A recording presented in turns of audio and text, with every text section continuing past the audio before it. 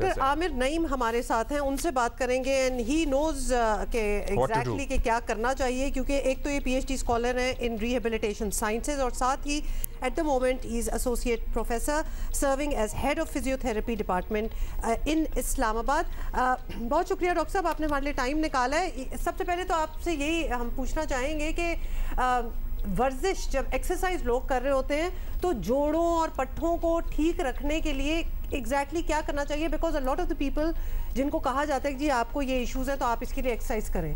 अब what kind of exercise are they talking about? कुछ भी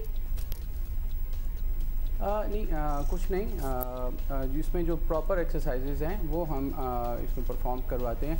एक्चुअली इम्पॉर्टेंट ये है कि आपको प्रॉब्लम क्या है एंड उसके अकॉर्डिंगली जो एक्सरसाइजेज हैं वो हम परफॉर्म करें।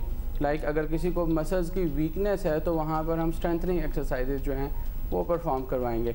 बट अगर किसी को यहाँ पर मसल्स की शॉर्टनिंग है, स्पैज़म में है या वो टाइट है मसल्स, तो इन दोज कंडीशन हम उनको स्ट्रेचिंग की तरफ लेके जाते हैं। फिर कुछ जनरलाइज फ्लेक्सिबिलिटी एक्सरसाइजेज होती हैं जो कि जनरलाइज हेल्थ को मेंटेन करने के लिए यूज़ हो रही होती हैं।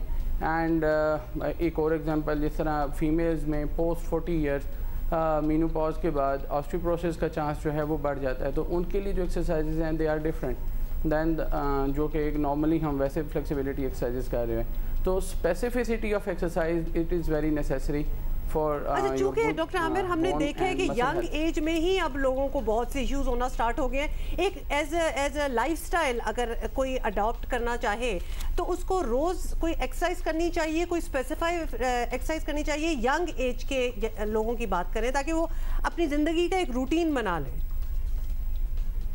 जी, एक्सरसाइज जो है वो definitely it's an integral part. WHO जो है वो रेकमेंड करता है कि 150 minute of rigorous activity in a week. तो वो physical activity it can be in the form of walk हो सकती है, जनरलाइज एक्सरसाइजेज हो सकती हैं। इसके अलावा अगर कोई स्पेसिफिक जिम में जाना चाह रहा है तो वो जिम में प्रॉपर जो एक्सरसाइज है with the help of trainers वो परफॉर्म कर सकता है। तो ये काफ़ी सारे ऐसे चीज़ें हैं जो कि यंग पर्सनस में ज़रूरी भी हैं और उनको ये फर्दर बचा भी सकती हैं different bones and joint problem से। अच्छा, अब ये बताइएगा कि बुज़ुर्गों में और ख़वातीन में भी आपने कहा कि पोस्ट 40 इश्यूज़ आते हैं। हमने अब बच्चों में जोड़ों पट्ठों के मसाइल बहुत देखे हैं। ये शायद या तो पहले अवेयरनेस नहीं थी या पहले होता नहीं था।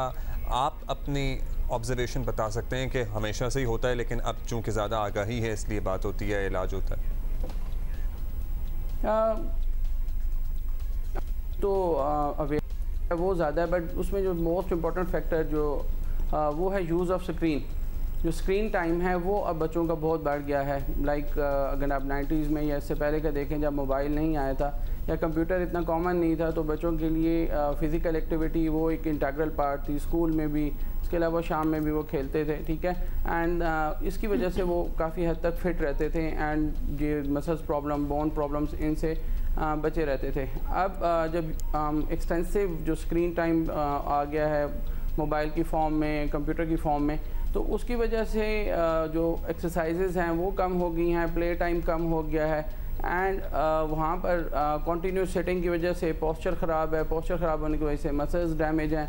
मसल्स डैमेज होंगे तो फिर डेफिनेट बात है कि वो क्या आप हमें गाइड कर सकते हैं डॉक्टर साहब खुराक के हवाले से भी, क्योंकि आप हड्डियों और जोड़ों से ज़ाहिर है डील करते हैं, कोई ऐसी खुराक है जो हम हड्डियों को मजबूत करने के लिए ले सकते हैं? क्योंकि मुझे तो एट टाइम्स लगता है कि मिथ है कि जी दूध पिएं, दूध से हड्डियां मजबूत होती हैं। क्या दूध से हड्डियां मजबूत होती हैं? क्योंकि दूध तो बहुत से लोग कहते हैं अनहेल्दी है, फैटनिंग है, सब कुछ है और खालिस भी नहीं है आजकल। नहीं, देखें जो मिल्क है वो रिच सोर्स ऑफ कैल्शियम है एंड एक और कैल्शियम के एब्जॉर्प्शन के लिए जो मैंडेटरी चीज़ है कि हमें सनलाइट एक्सपोजर वो हम अपना टोटली अवॉइड कर रहे होते हैं। तो उसकी वजह से वो कैल्शियम जो है वो इतनी ज़्यादा बोन में एब्जॉर्ब नहीं हो रही होती।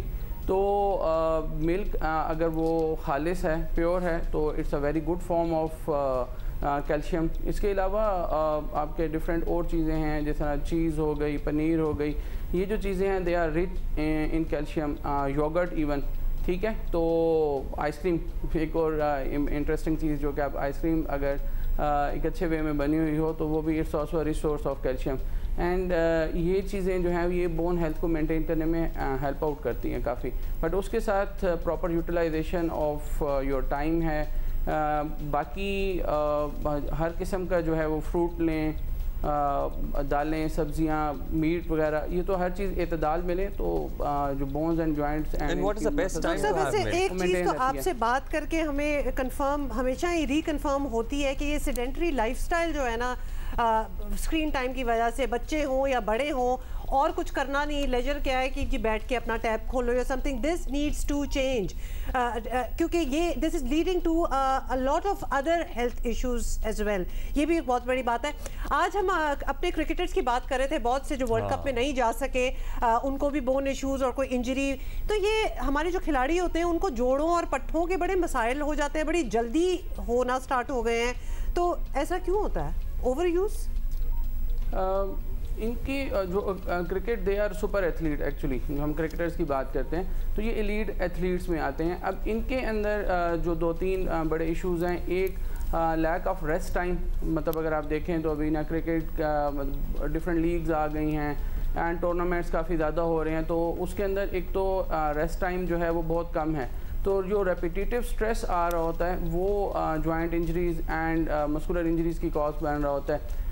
सेकेंडली ये है कि प्रॉपर ट्रेनिंग या जो ट्रेनिंग फॉर्मेट है उसको हर एक प्लेयर के लिए टेलर मेड करना पड़ता है, कस्टमाइज़ करना पड़ता है। तो समटाइम ये होता है कि सारे प्लेयर्स एक ही टाइप की ना जो एक्टिविटी है या एक्सरसाइजेज जो हैं वो परफॉर्म कर रहे होते हैं एंड किसी वो प्लेयर के लिए बहुत सूटेबल होती हैं एंड किसी प्लेयर के लिए सूटेबल नहीं होती।